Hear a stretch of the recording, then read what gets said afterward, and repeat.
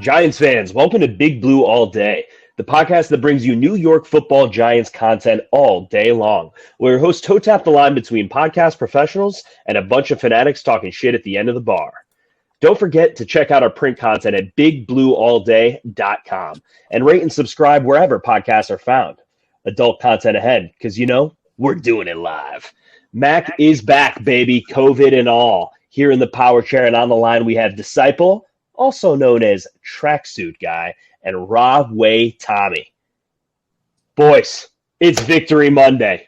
We got the Daniel Jones court as always, and we'll take a look at the final stretch of the season on today's episode. But take it away, gentlemen. We actually have something to be excited about, Giants fans. Let's go. I think we just saw the emergence of Kayvon Thibodeaux. I think that's probably the most important takeaway from yesterday. The O-line has taken a big step with Ben Bredeson. Let's stick on Thibodeaux. Well, Tommy.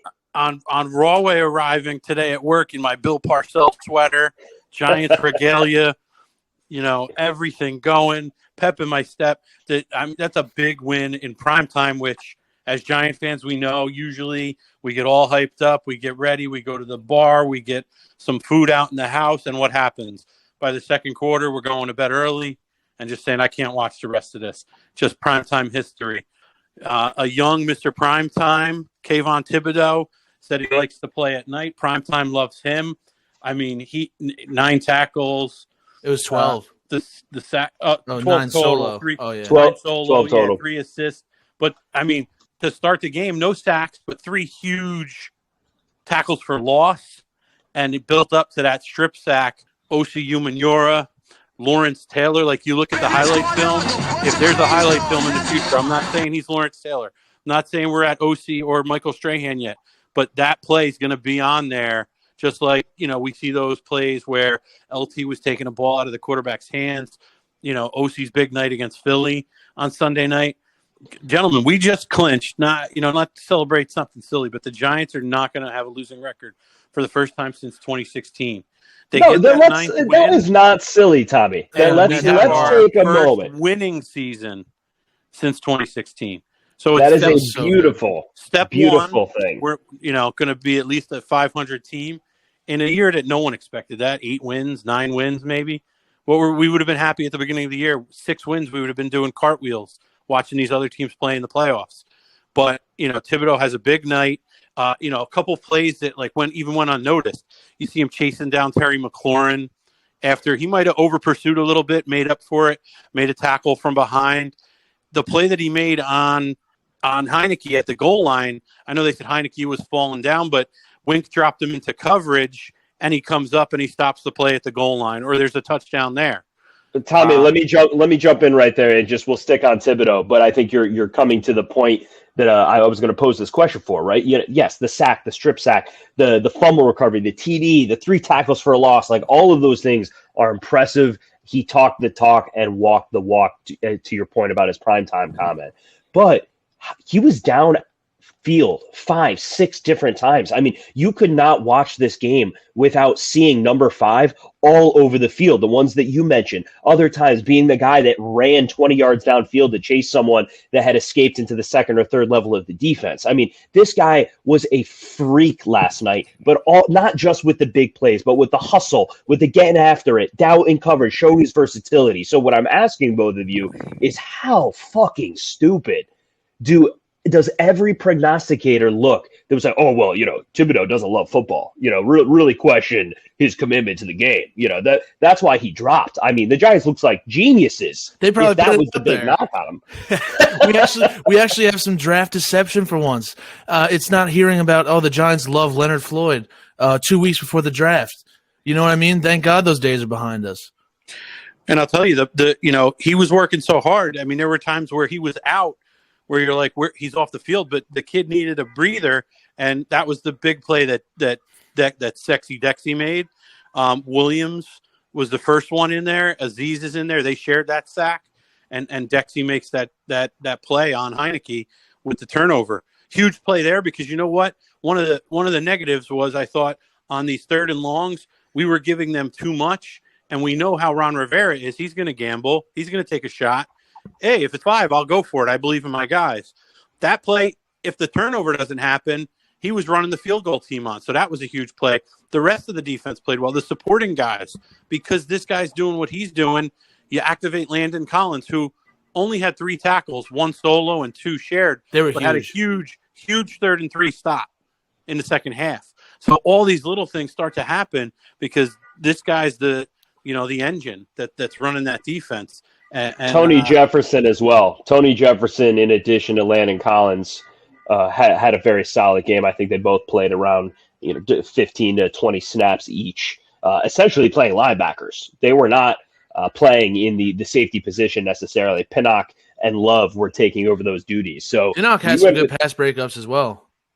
And a sack, if memory serves, or a good pressure on a cornerback blitz, or I guess a DB blitz. Oh yeah, I think you're right. So let's flip to the other side of the ball, but quickly just acknowledge some of these stats that you mentioned on the D line. This is very exciting, right? This is the second game that we've had this front 4 together. Sexy, and I do mean sexy. He literally introduced himself as sexy Dexter Lawrence in the pregame intros, which you love to see it. Sexy Dexy, Clemson. Half sack, 3 QB hits, 5 pressures, a forced fumble, 90.2 PFF score. Azeez, half sack, 2 QB hits, 5 pressures, forced fumble, 4 solo tackles, and a 79.4 PFF. Leonard had multiple plays throughout the game. We've already talked about Thibodeau. I mean, this defensive line, when it has all 4 players. Now, I don't understand how we can't stop the run to save our goddamn life. Maybe that's a linebacker issue. But on the pass rush, you got to be excited with what we're seeing right now. Absolutely. And big confidence in each other. You heard Thibodeau, if you listen to him in a press conference, talking about Azeez, Dexter Lawrence, with just that talk, not overly confident. Just he is who he is, and he's there to play. Leonard Williams coming back, being healthy, the big cat out there. That's a scary front. And Washington's was the one that was talked about early in the game, and then you kind of saw Tirico and Collinsworth start to really, hammer home on how good the Giants D-line was playing. So, again, go back to the offensive line, how well we played against a really tough defensive line. We ran the ball. Tommy, that's an excellent segue. I want to jump right into the offensive line. I'm sorry to cut you off, but hey, we're positive. It's Victory Monday. Let's go. The Giants got it done. A lot of reason to be excited. But let's have some real talk right now. Evan Neal, second game back from the injury, has had not good.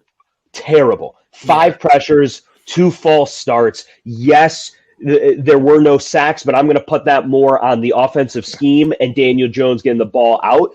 Quick release like he shouldn't have been on the same field as Montez Sweat. He was belittling him. Worst rated Giants offensive player. Not that the PFF is the be-all end-all, but a 44 overall score. Run blocking was decent, but the pass protection is real concerning.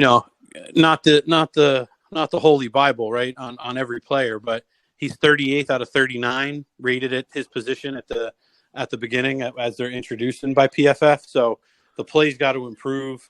It was getting a little better. Unfortunately, I think the injury kind of, slowed the development down. But I was a really, really, really big concern for me at the beginning of the game with Sweat. I don't think it was great by any means, but at least, the scheme helped the kid in this case and kept Sweat off of DJ for the most part. And with the penalties, we've mentioned, and I'm sure everybody's hearing about the end of the game, but, this is the first time the ball bounced in the Giants' way in that case. I mean, we got away with one. Let's call it what it is. They didn't even see it. They were focused on whatever else. I don't know, but we definitely, we got away with it. We're lucky it actually bounced in our favor for once. I mean, and the McLaurin penalty, I really don't feel, sorry for these guys. These receivers from the time they're kids, you're outside there, you're asking that line judge, am I on? Am I off? So you want to show me this video where they're both pointing. They're communicating. He's got to know he needs to be on there, especially that close to the end zone where they're watching and somebody's that close to you. So you got to get confirmation that you're on there. And he definitely, thought he had it, whatever, but he was not on the line. Well, let's call it what it is. Commander penalties, cost them this game. The Giants have to be getting some good luck, and they did for once. The defense held up strong when it needed to. I gave up an absurd amount of rush yards yet again. I don't understand why they didn't just hand it off to Brian Robinson every single down, but the Giants stopped them 1 for 10 on third downs. So in the big moments, they came up big. On offense, just got enough done. Yes, Neal had a terrible game, but the other 4, very solid. Only a few pressures along the entire offensive line. And look, Gano's the guy, 2 50-plus yard field goals. Richie James, a much maligned person on this podcast, no less, had some very clutch first downs. And Saquon, we'll get to him in a moment, but despite being a ghost for most of the game, I mean, the last drive. That drive. And how about the will of the offensive line just pushing, bulldozing. 18 yards, 13 yards, 15 yards, 3 in a row. And that clock was just disappearing. Gano came through for the second time from 50. The play on the touchdown, the direct snap to Saquon, the big screenplay to Richie James on the third down. It took me back to the beginning of the season, the creative play calling, the things that we need to do because we might not have that same, position group when it comes to wide receiver. We don't have the same maybe talent on the offensive line. All of this boils down to how does Daniel Jones fit? Well, that brings us to the Daniel Jones court. Daniel Jones' entire season is an audition to be the long-term answer. Jones is 8-5-1.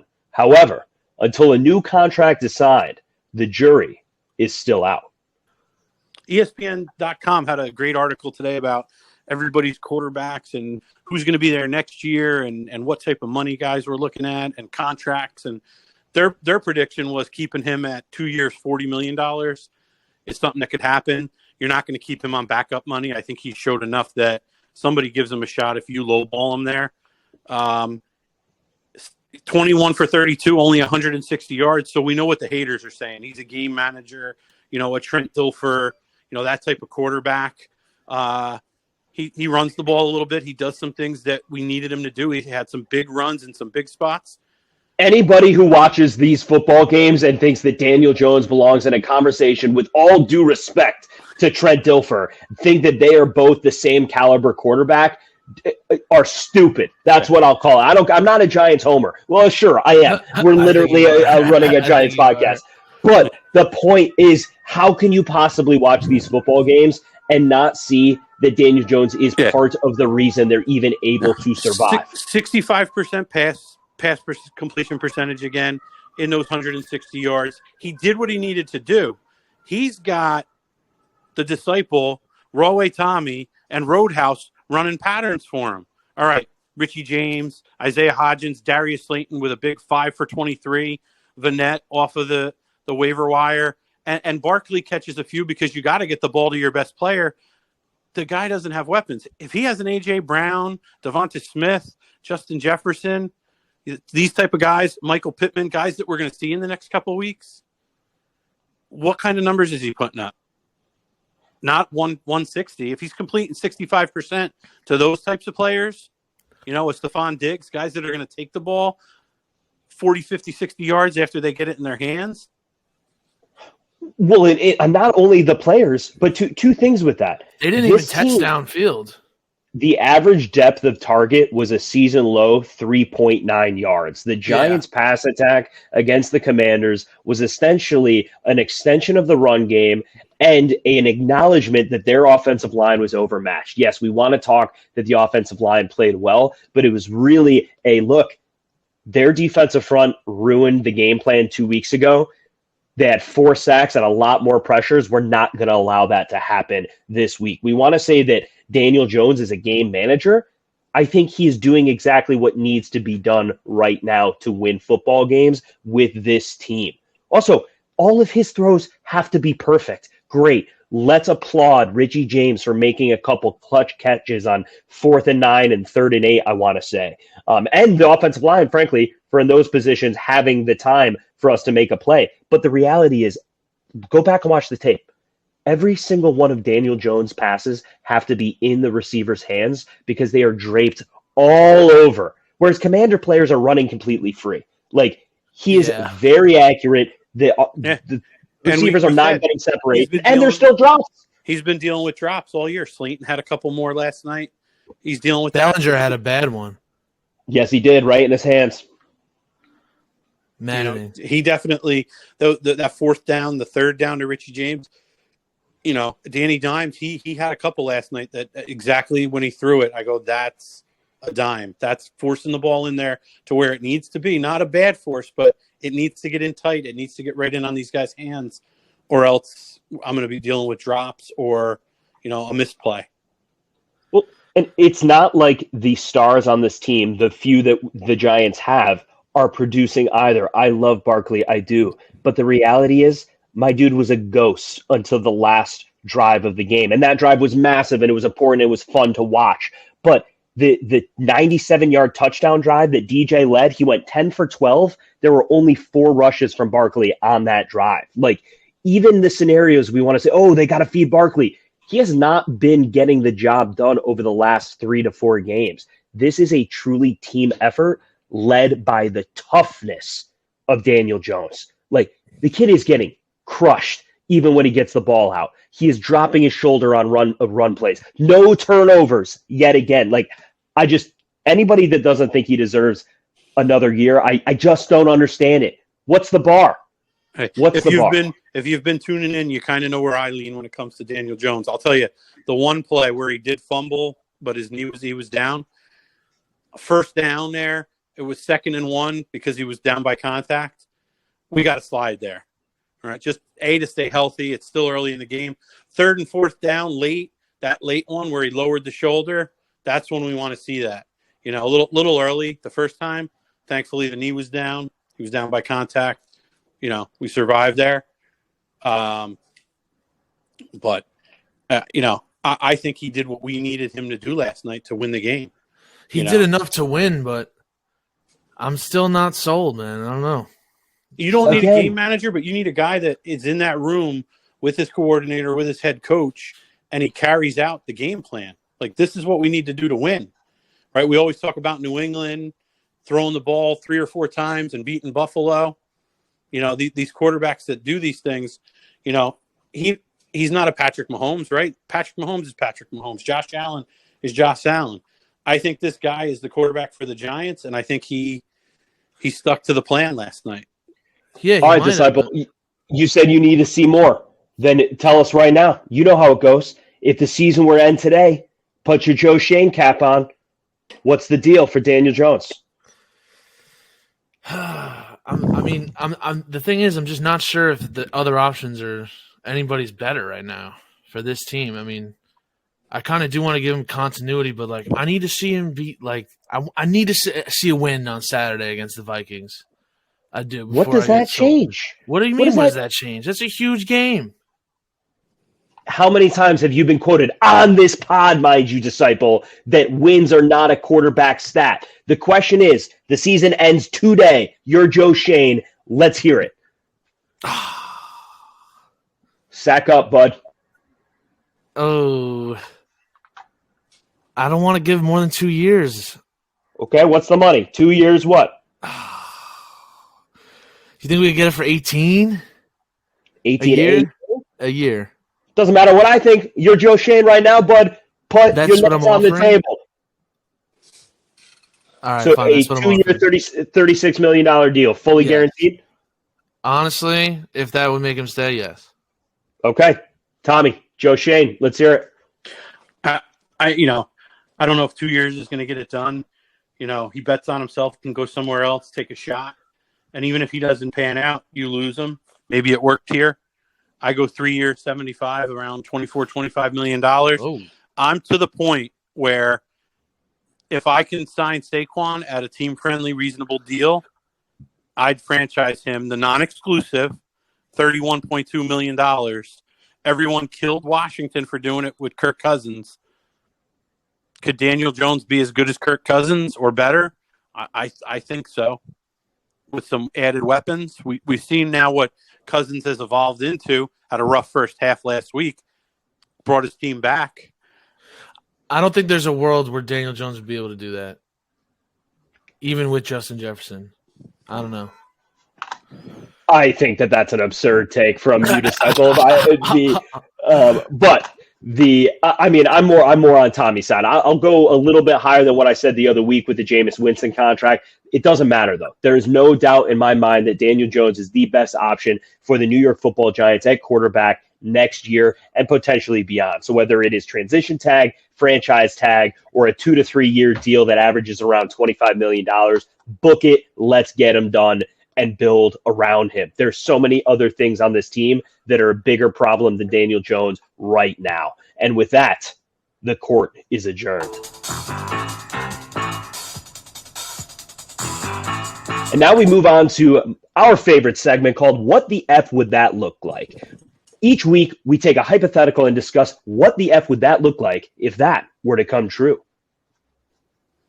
What the F would this team look like if Xavier McKinney and Adoree Jackson come back and solidify the Giants' D? Sacks. Sorry, Tommy. I think that defensive backfield looks a lot better. That pressure is going to pick up because the guys are just not going to have as many places to put the football. McLeod's not covering people. Okay. You have Xavier McKinney, Adoree Jackson covering TJ Hawkinson, covering Justin Jefferson. Is Adam Thielen healthy? They're covering him. You know, we're going to be playing against Michael Pittman in a couple weeks. Not that he's, Jerry Rice by any means, but we'd rather these guys covering number ones and number twos, our upcoming opponents, as opposed to, McLeod, Pinnock. These are guys that are coming off the bench, playing special teams, contributing a little as depth. Tony Jefferson, Landon Collins. I think we get a much improved defense. I think. Yeah, we're missing the quarterback of our defense, man. Xavier McKinney is that guy for us. He wears the green dot. I don't know that you take it away from Julian Love after these last couple of weeks, though. It's tough because it's only one guy on each side of the ball gets it, right? Correct. Yeah, just one. Dude, Xavier McKinney, dude, I love you, but you really fucked up. Yeah, he doesn't deserve that level of responsibility. Come back and earn it, and maybe get it back next year. But I'm really loving a pun, I guess, intended. Damn it, what Love is doing back there. But Tommy, I will say, with all due respect, McLeod has earned a right to be on this team. You're not happy that he's your number one or number two corner by any means, but a special teams player that none of us knew who the heck he was before the end of the season. Yeah, he let up some plays last night, but he was right there. Just some good pitches and catches. I'd be happy to have McLeod be competing to be our, fourth, fifth DB next year. But yeah, there's no doubt. Adoree Jackson. Do we look a little better with Adoree Jackson there on that last drive? The only saving grace there is I thought, wow, these guys are going to score. They're going to leave us 1 minute and 20 seconds and 2 timeouts. Also they had to get the 2-point conversion. But, Adoree Jackson, does he slow Terry McLaurin down a little bit? Is he covering him a little bit better? I think so. Not saying I don't want the guy on the roster, but we got to get these starters back. And I think it also allows Wink to do more of the things that he wants to do, although it's his highest blitz rate, of his career, even more than when he was in Baltimore with what he does now. No more punt returns for Jackson. Please. What are we doing? No, I think Richie James has looked better, right? He's come back from the concussion. He let one go last night that, I kind of went, ooh, field position. But you know what? A muff there. And we're giving them the ball inside the 20. So, I'll take it. And what did that lead to? I believe that led to the 98-yard drive. So, he had great, 20 or 30-yard return or what have you. But I don't know why we're talking about Richie James right now. The more important part is, of course, Xavier McKinney and Adoree Jackson solidifies the back end of this defense. Yeah, Jason Pinnock and Nick McLeod have been nice stories. It's great that we're getting some production from them. But there's a reason that they were cast off from other teams that aren't exactly, playoff contenders necessarily, or, special teamers and undrafted free agents. You look at what this means. What the F would this look like? Is that this would be the closest version of the Giants defense that we envisioned before this season all coming together. Can you imagine the pressure that Azeez, Thibodeaux, Leo Williams, and Dexter Lawrence have been applying? and now you add 2 above average DBs to this defense right now, a second, a half second is an eternity in the NFL. Now, Darisaw is a very good player, and they have some decent offensive line, but I don't think the Vikings offensive line, they've let up 40 sacks this year. They're not elite. And Cousins isn't that mobile. No. I think they give us a chance. Oh, I think we have a much better chance at going in. We're only 3.5 point underdogs. And pulling the upset with those guys on the field and healthy. I don't know if it happens, but if any week they're going to have a letdown, they clinch the division, biggest comeback in NFL history. Matt Ryan's on the other side of history again. So, does Minnesota come out and, lay the egg? I'll take it. I don't think the Giants win, but we'll get to that in a little bit. Well, Tommy, what a marvelous segue, because that's going to do it for What the F Would That Look Like, and we're going to roll right into Huge Predictions. Huge Predictions is not brought to you by Facilla Automotive, but we're working on it. So if anybody knows their VP of marketing, please hit us up at bigblueallday.com. Tonight on Huge Predictions, we will pick the Giants' Christmas Eve primetime matchup versus the Vikings in Minneapolis. All right, my huge prediction is, is it that huge? I don't know, but the Giants' secondary somehow, some way, holds Justin Jefferson under 80 yards. I love it. It's insane, but it's just crazy enough to come true. The dude has what? He's incredible. He has 1,600 receiving yards on the season. Honestly, interestingly enough, as much as I would love that, I would rather see the Giants hold Dalvin Cook to under 80 yards overall. But, that's neither here nor there. After last week's, tackling with Brian Robinson, Antonio Gibson, my huge prediction is the big three of Kirk Cousins, Justin Jefferson, and Dalvin Cook put up 300, 100 plus, 100 plus on the Giants, and it's a sad Christmas Eve for the Giants fans. Enjoy the presents Christmas morning, but I think we're looking at double-digit loss. What do you got? What's the score? 27-10. Oh. Tough. Hey, tough. Oh. But hey, if Disciples' prediction comes true, my huge prediction for myself is it's going to be a rough Christmas morning because I will be riding high on a Giant upset. A little whiskey in the eggnog there for Santa, Tommy. But it's a bad day when the ever plucky, optimistic Tommy is predicting a double-digit blowout. So I think, Giants fans, if you want to be optimistic, look at the first half of the game against the Colts. Now, be nervous about the Colts, but be happy that the Vikings looked like they were shitting their pants left and right in every phase of the game against a bad team. If you want a reason to be really nervous about next week, watch the second half of that game where they had the biggest comeback in NFL history, ? So my huge prediction is the Giants are going to make this close as hell.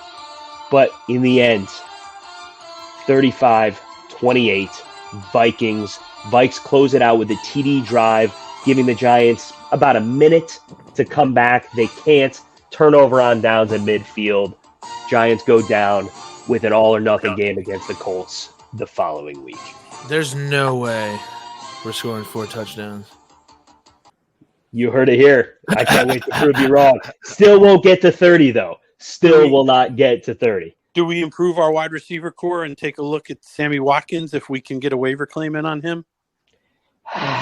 It's worth a shot, but he's even in Green Bay, they thought maybe they had something. In Kansas City, he's not the guy. So is he going to come in here where he doesn't have a number 1 in front of him and a number 2 and come in here and be better than the guys that we have out there? I'm sure it comes cheap for him to finish out the year. Maybe gives us a little boost, but I take a shot. All we have heard is where Aaron Rodgers doesn't have any receivers. The receiver cores are terrible, and they just sent this dude packing. Sure, kick the tires on him, but I wouldn't really be overly optimistic at this point. Let's give Isaiah Hodgins the burn, and Roll with the guys that have got us here this far. But we'll see if he's willing to take an absolute cheap nothing deal to try and play this season. But all right, gentlemen, let's not bicker over who killed who, and let's just end tonight with the fact that the NFL simply is not aware. The Giants are young. They're aggressive. They're improving.